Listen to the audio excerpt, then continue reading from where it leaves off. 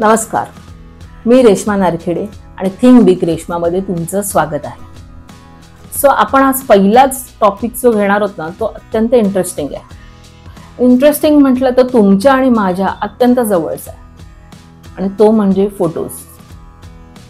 कुणाला फोटो काढायला आवडत नाही बरं? प्रत्येकाला आवडतं की नाही? पण ते फोटो काढायचे कसे, ते पोस्ट करायचे कसे, ते एडिट करायचे कसे, ही गोष्ट मात्र माहिती नसते. आणि नेमकं आता आपण थोडे दिवस हेच शिकणार आहोत. आपण ना अगदी बेस पासून सुरुवात करू. पहिली गोष्ट म्हणजे फोटोजसाठी काय रिक्वायर्ड असतं, आपले चांगले फोटोज घेण्यासाठी काय रिक्वायर्ड असतं. तर माइंड. तुम्ही म्हणाल माइंड, ओके, तुम्हाला असं वाटतं की मी कॅमेरा बोलेन, मॉडेल बोलेन किंवा काही बोलेन, पण नाही, तुमचं माइंड रिक्वायर्ड असतं. छोटीशी एक घटना सांगते तुम्हाला. मी साधारण 10वी 11वीत होते, ओके, 11वी 12वीत होते. त्यावेळी माझा फोटो काढायचा म्हणजे मला फार टेन्शन यायचं. नाही, माझे फोटो काही चांगले येत नाही बाबा, मला काय तू ते सांगू नको बाबा, माझे फोटो चांगले येत नाही. कारण माझं कंपॅरिझन कायम दुसऱ्याशी असायचं. अरे ती किती भारी दिसते, काय फोटोजेनिक आहे, मस्त मस्त. पण मला असं कॉन्फिडन्सच नव्हतं की माझे फोटो चांगले येतात. असं म्हणजे आधीच ते पासपोर्ट साईजचे डेंजर फोटो काढायचे, त्यामुळे फुल आपला कॉन्फिडन्सच नाही, फोटोज नको. आज माझ्या इंस्टाग्रामवर माझे फोटोज बघाल तर तुम्हाला असं वाटेल की मी हे जे बोलते ना हे खोटं बोलते. पण हो, परिस्थिती तशीच होती. थोडं अजून 1-2 वर्ष गेली आणि मग आमच्या लग्नाची चर्चा घरात होऊ लागली आणि मग लग्नासाठी फोटो काढायचा असं ठरलं. माझी आई मागे लागली, फोटो काढ, फोटो काढ, फोटो काढ, लग्नासाठी फोटो काढ, आपल्याला द्यायचं आहे. मी म्हटलं आधीच टॉर्चर, बापू वाचव रे, असं मी म्हटलं. आणि ना त्याच दरम्यान माझी बहीण आली होती US वरनं आणि ती म्हणाली, चल रेश्मा, तुझा आपण फोटो सेशन करूया. मावशीने सांगितलं तुझ्या लग्नासाठी फोटो द्यायचा आहे. म्हणजे पागले का, माझे फोटो एक तर तू ते घरी काढणार आणि त्याची वाट लावा, आणि स्टुडिओमधला माणूस तर चांगले फोटो काढू शकत नाही, तर तू काय काढणार आहेस. आमची खूप वादावादी झाली. मग ती म्हणाली, ऐक, तू माझं ऐक, मी तुला सांगते. तिने मला साडी नेसायला लावली, छान असे हेअरस्टाईल केलं, सिम्पलचा मेकअप केला, टिकली बिकली लावली याचं, आणि आता म्हणून मी तुझे फोटो काढते. मी आपलं उभा असं काढ. मग तेव्हा ती खूप महत्वाची गोष्ट बोलली. ती म्हणाली, रेश्मा, फोटो हे तुझं इनर रिफ्लेक्शन असलं पाहिजे. तुझा फोटो हा तुझा इनर रिफ्लेक्शन आहे, तू आत कशी आहे हे असलं पाहिजे. म्हटलं आपण तो आत में अच्छा आहे. मग ती म्हणाली, तसं नाही, फोटो काढताना तुझा भाव काय हा महत्वाचा. आणि तिने मला अनेक गोष्टी सांगितल्या. पण त्यातल्या काही गोष्टी मी सांगते त्या मला पटल्या. बाहेर जे स्टार्स असतात ते उभे राहतात, ते कायम तशाच परिस्थितीत असतात का? नाही, ते फोटो काढताना एक विशिष्ट पद्धतीने पोज देतात. त्यांचे माइंडसेट तसा त्यावेळी असतो. ऍक्टर्स ही लोक ती पर्टिक्युलर भावना किंवा ती पर्टिक्युलर गोष्ट जगतात, त्यामुळे त्यांच्या चेहऱ्यावर ते भाव उमटतात. तर जेव्हा आपला फोटो काढायचा असतो ना, तेव्हा मुळातच आपण आनंदी असलो पाहिजे, तर तो फोटोमध्ये रिफ्लेक्ट होईल, राईट. तर तिने मला एक सिम्पल स्टेप सांगितली आणि ती मी फॉलो करते. असेल ग्रुप फोटो काढत असाल, सेल्फी काढत असाल किंवा आणखीन काही, तर 1 सेकंद स्वतःचे डोळे बंद करायचे शांतपणे आणि आपल्या सगळ्यात प्रिय व्यक्तीचा चेहरा डोळ्यासमोर आणायचा. आपल्या चेहऱ्यावर स्माइल आपोआप येते, नॅचरल स्माइल. तुम्ही प्रयत्न करून बघा आणि मग क्लिक करा फोटो.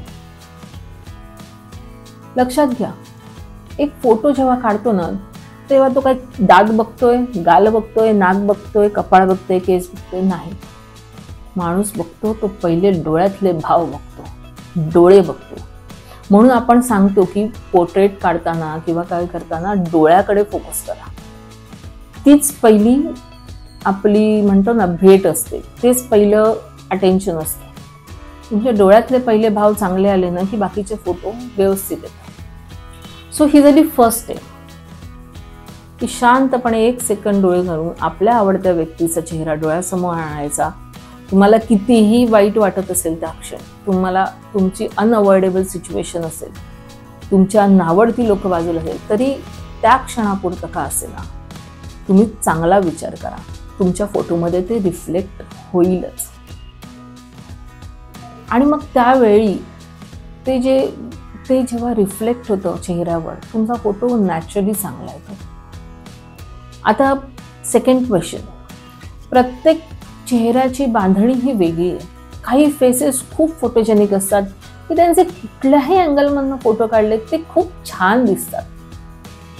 अर्थात काही फोटोजचे नियम असतात की बाबा असं तरतरीत नाक छान दिसतं, नितळ ओठ छान दिसतात, पुरुष असतील तर अशी छान दाढी छान दिसते, जे काय असतील ते असतील नियम. पण काही नियम असतात की ज्याच्यामुळे तुमचे फोटोज चांगले येऊ शकतात. त्यातील पहिला नियम म्हणजे तुमचा फोटो कुठल्या कुठल्या अँगलने चांगला येऊ शकतो याची माहिती असणं. आणि मग त्या अँगलमधनं पोज देणं. त्यांना माझ्या भरपूर मैत्रिणी आहेत, त्यांना 365 अँगलने जरी फोटो काढले तरी त्यांना त्यांचे फोटो आवडतच नाही. अशा लोकांपासून मी लांब राहते. पण येस, तुम्हाला तुमचा फोटो आवडला पाहिजे. तुम्ही कुठल्या बेसिसवर ते आवडून घेताना ते पण महत्वाचं आहे. So it's totally depends on you. दुसऱ्यांना फोटो आवडेल ना आवडेल हा वेगळी गोष्ट, स्वतःला पहिला आवडायला पाहिजे. काही जण मी जाडीच दिसते, माझा दंड असा दिसतो, मी करते, तर त्या चूक नाहीये. पण ठीक आहे, एडिटिंगला गोष्टी आहेत, आता तर भरपूर फिल्टर्स पण आहेत. पण मुळातच आपला फोटो कुठल्या अँगलने चांगला येतो ह्याचा थोडासा आपण अभ्यास केला पाहिजे. त्याच्यामध्येही 2 प्रकार आहेत, समोरून काढलेला फोटो आणि सेल्फीनी काढलेला फोटो. सेल्फीनी काढलेला फोटो मोस्टली रिव्हर्स होतो, तर ह्या गोष्टी तुम्ही ध्यानात ठेवल्या पाहिजे. आणि दुसरी गोष्ट, माझा फोटो चांगला येतच नाही, नाही नाही, माझा फोटो चांगला येत नाही, या न्यूनगंडातनं बाहेर पडा. असं नसतं. हा माइंडसेट आहे, हा माइंडसेट बदलला तुम्हाला तुमचे फोटो सगळे आवडू लागतील. बघा, वारीमधल्या सुरकुत्या असलेल्या आजी किती गोड दिसते की नाही. मग तुमच्यावर असलेली एखादी सुरकुती तुम्हाला काय वाईट वाटते. आणि माझी तरी खूप इच्छा आहे की प्रत्येक सामान्य माणसाचा फोटो छान यावा, पण त्याने आधी ते छान समजायला पाहिजे. या व्हिडिओमध्ये आपण शिकलो ते म्हणजे 1, माझा फोटो चांगला येत नाही, माझा फोटो चांगला येऊ शकत नाही, त्या माइंडसेटमधनं बाहेर पडा. सेकंड, फोटो काढताना 2 सेकंद जरा पॉज घ्या, शांतपणे आपल्या आवडत्या व्यक्तीचा विचार करा, चांगला विचार करा आणि डायरेक्ट कॅमेऱ्यामध्ये बघा, तो काढलेला फोटो चांगला येईलच. आणि तिसरी गोष्ट महत्त्वाची की आपला फोटो कुठल्या अँगलमधनं चांगला येतो त्याचा थोडासा अभ्यास करा आणि ते अँगल फॉलो करा. एखाद्या फोटोग्राफरकडे गेला तर तुम्हाला तो सांगेलच तुम्ही या अँगलमधनं खूप छान दिसतात, कारण तसं मला पण सांगितलं होतं.